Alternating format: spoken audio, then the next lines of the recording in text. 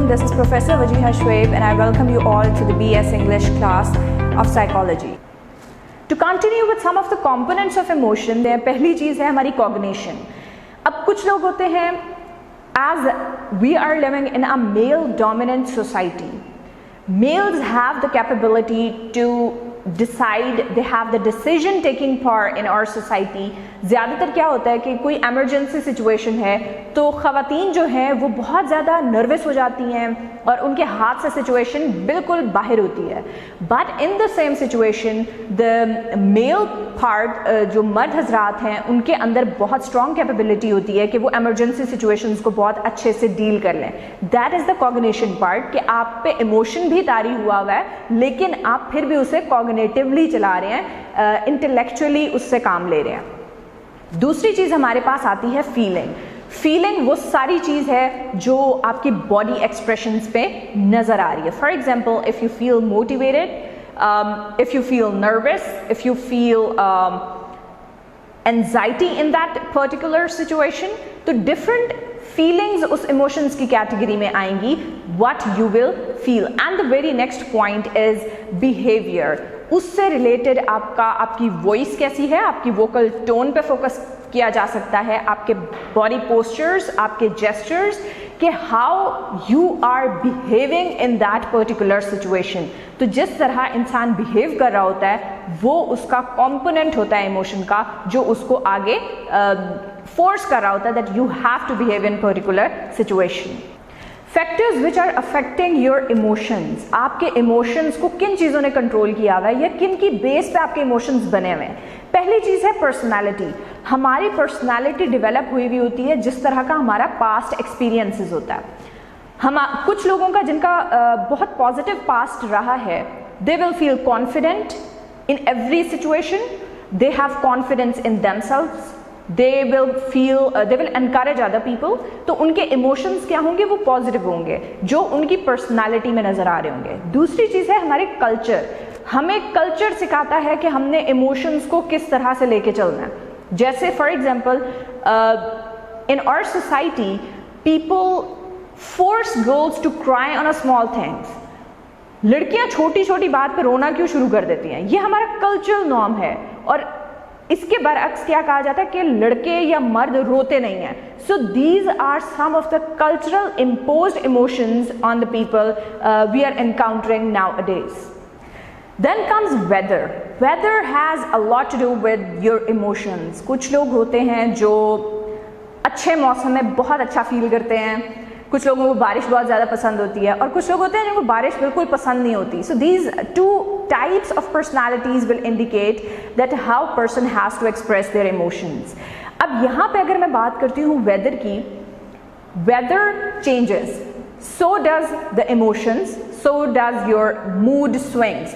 कुछ लोग होते हैं जिनको डिप्रेशन का जो फेज होता है वो सर्दियाँ आने से पहले होता है और कुछ लोगों को गर्मियाँ होने से पहले होता है. इसको हम SAD कहते हैं, सीजनल अफेक्टिव डिसऑर्डर. और ये किस वजह से होता है कि जब सीजन चेंज हो रहा होता है, their mood, their emotions have to be changed, they are not in their control and they will encounter such disorder. उसके बाद अगर हम स्ट्रेस की बात करते हैं, काफ़ी लोग बहुत छोटी छोटी चीज़ों पे स्ट्रेस ले लेते हैं और कुछ लोग होते हैं वो कोई बहुत बड़ा नुकसान भी हो जाए तो उसमें भी they stay calm and they have the leadership qualities कि वो उससे टैकल कर लें, उससे फाइट कर लें. तो ऐसे लोग जो होते हैं जो बहुत छोटी छोटी बातों पे स्ट्रेस लेना शुरू कर देते हैं, they can have the bipolar disorder in future. So that is why it is suggested not to take too much stress on those situations which are under your control and which you can control easily. Now I will tell you that how we can perceive the emotions. हम कैसे जान सकते हैं कि अगला बंदा किस mood में है, वो क्या कर रहा है या उसके दिमाग में क्या चल रहा है. This is very technical point जो अक्सर लोगों के माइंड में आता है कि साइकोलॉजिस्ट है तो उसको देखते साथ ही पता चल जाता है कि अगले के दिमाग में क्या चल रहा है. वैसे ऐसा कुछ होता नहीं है. पहली चीज़ होती है जिस पे आपने फोकस करना होता है वो होता है बॉडी पोस्चर.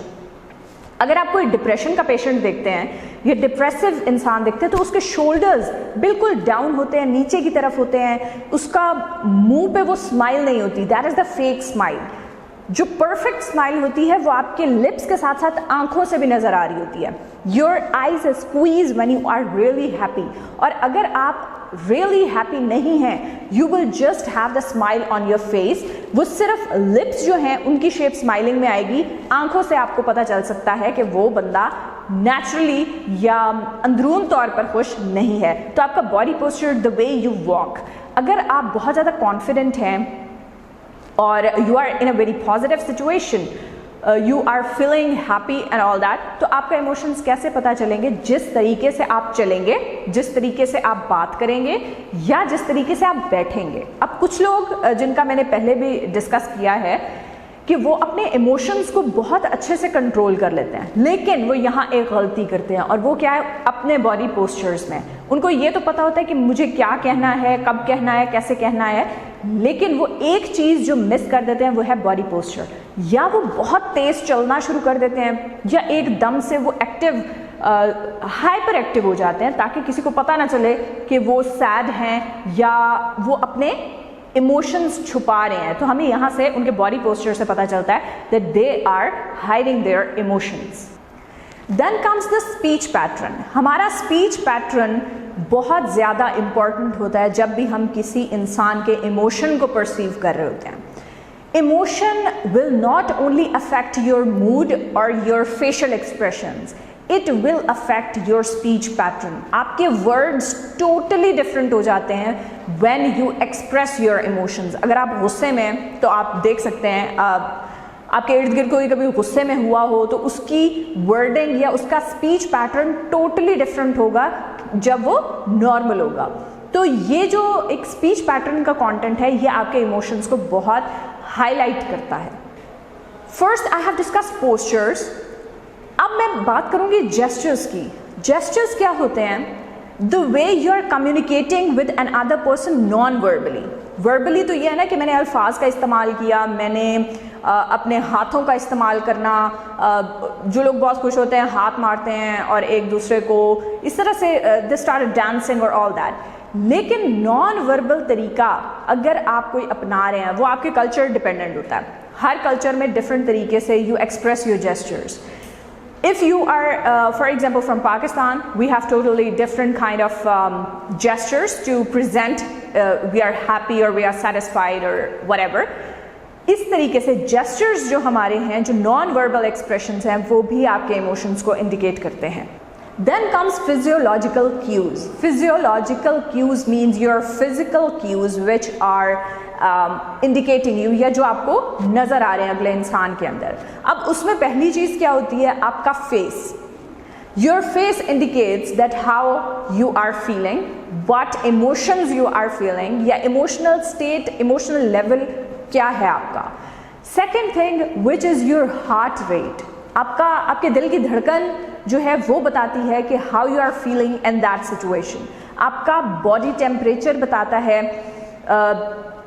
कुछ लोग बहुत खुशी के मौके पे बहुत एक्साइटेड हो जाते हैं and they have goose bumps in their on their body, तो वहाँ से आपको पता चल सकता है कि उनका बॉडी टेम्परेचर नॉर्मल नहीं होता। In the same way when someone feels very angry, तो उनका बॉडी टेम्परेचर बहुत हाई हो जाता है, वो बहुत गर्म हो जाते हैं एंड दे स्टार्ट ब्लशिंग, उनकी गालें लाल होना शुरू हो जाती हैं। खैर दोनों तरीके से ये होता है कि आप बहुत ज़्यादा खुश हों तब भी आप ब्लश कर सकते हैं, और अगर कुछ लोग बहुत ज़्यादा गुस्से में होते हैं और वो गुस्सा निकाल नहीं सकते तो वो भी ऐसे ही होते हैं। तो फिजियोलॉजिकल क्यूज हमारे बहुत इंपॉर्टेंट पार्ट प्ले करते हैं to perceive the emotions. So this was the topic, this was the chapter we have covered today of emotions, जिसमें हमने different perspectives पढ़े और end में हमने पढ़ा कि हम किसी भी emotions को कैसे perceive कर सकते हैं। Thank you so much for watching the video.